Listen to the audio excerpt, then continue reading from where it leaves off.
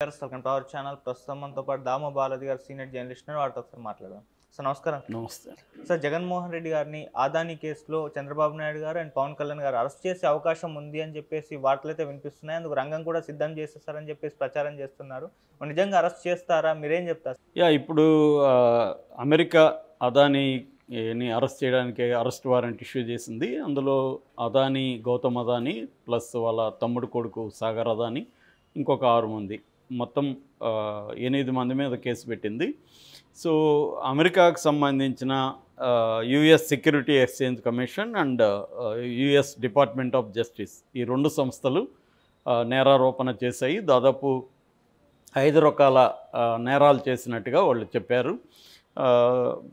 దీనికి సంబంధించి అక్కడ FBI విచారణ జరుపుతుంది. ఇప్పుడు కోర్టు అక్కడున్న గ్రాండ్ జ్యూరీ అంటారు, ఈస్ట్ న్యూయార్క్లో ఉండే గ్రాండ్ జ్యూరీని ఇష్యూ చేసింది. ఇండైట్మెంట్ అంటారు, ఛార్జ్షీటు 54 పేజీలు. దాంట్లో వాళ్ళు ప్రధానంగా ఆరోపించింది ఏంటంటే అదానీ గ్రీన్స్ అనే సంస్థ సోలార్ ఎనర్జీని ఉత్పత్తి చేస్తామని చెప్పింది. దాదాపు 12 గిగావాట్ల ఎనర్జీని మేము ఉత్పత్తి చేస్తామనింది. ఇండియాలో ఏంటంటే అలాంటి ఉత్పత్తి చేస్తే కొనడానికి డైరెక్ట్గా స్టేట్ గవర్నమెంట్లు అమ్మడానికి లేదు. దానికి సోలార్ ఎనర్జీ కార్పొరేషన్ అనే ఒక సంస్థ ఉంటుంది, కార్పొరేషన్ ఆఫ్ ఇండియా, సికీ అంటారు. ఆ సికీకి అమ్మాలి. సికీ దాన్ని తీసుకొని వాళ్ళ దగ్గర ప్రైవేటు ఎనర్జీని ఉత్పత్తి చేసే వాళ్ళ దగ్గర తాను స్టేట్ గవర్నమెంట్కి అమ్ముతుంది. కానీ స్టేట్ గవర్నమెంట్లు అదాని చెప్పిన రేటుకి కొనడానికి ఎవరు రెడీగా లేరు. సికీ అదే అదానికి చెప్పింది. కానీ అదాని అప్పుడు ఏం చేశాడంటే స్టేట్ గవర్నమెంట్లతో కొంతమందితో కలిసి మీరు వాళ్ళ దగ్గర మా రేట్లకు కొనండి అని ఒప్పించారు. దానికోసం 2029 కోట్లు లంచం ఇచ్చారు అనేది ప్రధానమైన ఆరోపణ. ఇక్కడ నేను దీన్ని ఆల్రెడీ చెప్పాను. సో ఇక్కడ మన ఆంధ్రప్రదేశ్కి సంబంధించింది ఏంటంటే అప్పుడు జగనే ఉన్నాడు కాబట్టి అమెరికాలో ఈ ఎండైట్మెంట్ అనే ఒక డాక్యుమెంట్, ఛార్జ్షీట్ అనుకోవచ్చు. ఈ ఛార్జ్షీట్లో ఏముందంటే ఈ 2029 కోట్లలో 1750 కోట్లు ఆంధ్రప్రదేశ్లో ఉండే ఫారిన్ అఫీషియల్ నెంబర్ 1 అని పెట్టారు వాళ్ళు. ఫారిన్ అఫీషియల్ అంటే వాళ్ళు సీఎంలను కూడా అలాగే పిలుస్తారు లీగల్ టర్మ్స్లో. కానీ 2019 నుంచి 24 వరకు ఉండింది ఎవరు? జగనే. కాబట్టి జగన్కి ఇచ్చినట్టుగా మనకు అర్థమవుతుంది. సో జగన్కి 1750 కోట్లు ఇచ్చి ఈ 12 గిగావాట్ల సంబంధించి 7 గిగావాట్లు కొంటున్నట్టుగా జగన్ ఒప్పుకున్నాడు. దానికి జగన్కి 1750 కోట్లు ఇచ్చారు. మిగిలిన 280 కోట్లు తమిళనాడు గవర్నమెంట్కి, తర్వాత ఛత్తీస్గఢ్కి, ఒరిస్సాకి, తర్వాత జమ్మూ కాశ్మీర్కి, ఈ 4 రాష్ట్రాలకి లో ఉండే అఫీషియల్కి, అంటే మరి వాళ్ళు సీఎంలు తీసుకున్నారు, ఎవరు తీసుకుని తెలియదు, 280 కోట్లు ఆ రాష్ట్రాలకి ఇచ్చారు. సో వాళ్ళందరూ కలిసి, ఆ 4 రాష్ట్రాలు కలిసి 5 గిగావాట్ల విద్యుత్తు కొనడానికి వాళ్ళు ఒప్పందం చేసుకున్నారు. ఏపీ గవర్నమెంట్ ఏమో ఈ సెకీతో 7 గిగావాట్ల సోలార్ ఎనర్జీ కొనడానికి ఒప్పందం చేసుకుంది. దానికి సంబంధించి వాళ్ళు వైసీపీ స్టేట్మెంట్ కూడా ఇచ్చింది. మేము అత్యంత తక్కువకి దీన్ని కొనడానికి మేము ఒప్పందం చేసుకున్నాము. 2 రూపాయల 49 పైసలకే ఒక యూనిట్ సప్లై చేసేదానికి మేము ఒప్పందం చేసుకున్నాం. దీంట్లో ఏమీ వీళ్ళు ఆరోపణలో ఏమీ నిజాలు లేవు అనేది చెప్పారు. సో ఇప్పుడు ఇక్కడ తెలుగుదేశానికి సంబంధించిన ఆంధ్రజ్యోతి కావచ్చు, ఈనాడు కావచ్చు, TV5 కావచ్చు, అందరూ కూడా దీన్ని హైలైట్ చేస్తున్నారు. అత్యంత వివాదాస్పదుడు జ్యోతిలో వచ్చిన డైలాగు, అత్యంత వివాదాస్పదుడైన పారిశ్రామికవేత్త అదాని, దేశంలోనే అత్యంత అవినీతిపరుడైన ముఖ్యమంత్రి జగన్, వీళ్ళిద్దరూ కుమ్మక్కయ్యారు. జగన్కి 1750 కోట్లు ఇది వచ్చింది. జగన్ని అతను అనఫిషియల్గా అదాని వచ్చి కలిసిపోయాడు తాడేపల్లిలో. మేము అప్పుడే చెప్పాము, ఇప్పుడు అది అమెరికానే చెప్తుంది. అదేదో అమెరికాలో ప్రూవ్ అయిపోయినట్టుగా వీళ్ళు రాసేస్తున్నారు. పైగా ఇంకా ఈనాళ్ళ ఎక్స్ట్రీమ్కి వెళ్ళి జగన్ కూడా అమెరికా అరెస్ట్ చేస్తుంది, జగన్ పేరు కూడా చెప్పబోతుంది అమెరికా అంటున్నారు. నిజానికి అమెరికాకి జగన్కి సంబంధం లేదు. అమెరికాలో ఉండే కంపెనీ అజూర్ పవర్ కార్పొరేషన్ దీంట్లో ఇన్వాల్వ్ అయింది కాబట్టి అమెరికా దీంట్లో ఎంటర్ అయింది. మామూలుగా అజూర్ లేకుండా అదాని జగన్కో ఇంకోరికో లంచాలు ఇస్తే అమెరికాకి సంబంధం లేదు.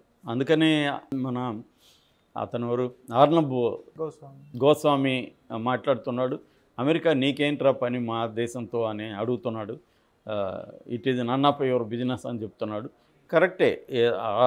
ఆర్నబ్ అడిగే దాంట్లో వాస్తవం ఉంది. ఎప్పుడు వాళ్ళ దేశంలో కంపెనీ ఇన్వాల్వ్ కాకపోతే ఆర్నబ్ అడిగే దాంట్లో వాస్తవం. కానీ వాళ్ళ దేశంలో ఉండే అజూర్ పవర్ గ్లోబల్ లిమిటెడ్ అనే కంపెనీ అదానీ కంపెనీ కలిసి చేసాయి ఇది.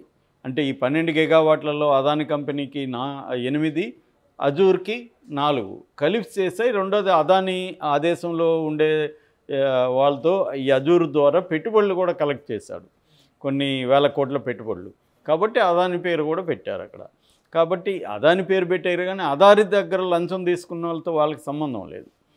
సో కాబట్టి జగన్ని అమెరికా గవర్నమెంట్ చేసేది ఏమీ లేదు. ఇప్పుడు ఏంటంటే చర్చ ఏమొస్తుందంటే, ఓకే ఈ తెలుగుదేశం మీడియాకి దొరికింది కాబట్టి జగన్ మీద చేస్తున్నారు. ఇప్పుడు ప్రశ్న ఏంటంటే చంద్రబాబుకి, జగన్ని ఈ కేసులో అరెస్ట్ చేస్తారో లేదా? ఎందుకంటే సాక్షాత్ అమెరికా చెప్పేసింది, ప్రూవ్ అయిపోయినట్టుగా వీళ్ళు రాస్తున్నారు. ఇది ఆరోపణ మాత్రమే. జగన్కి వాళ్ళు లంచం ఇచ్చారని ఆరోపణ. ప్రూవ్ అయ్యే వరకు అది కాదు. రెండోది, బీజేపీ గవర్నమెంటు స్ట్రాంగ్గా సపోర్ట్ చేస్తుంది ఎవరిని? అదానీ మీద అమెరికా కుట్ర అనేది భారతదేశం మీద అమెరికా కుట్ర ఇది. అది కూడా వెళ్ళిపోతున్న బైడెన్ చేస్తున్న కుట్ర ఇది. ఎందుకంటే అదానీ ప్రపంచవ్యాప్తంగా ఇన్ఫ్రాస్ట్రక్చర్ సంస్థలతో విస్తరిస్తున్నాడు.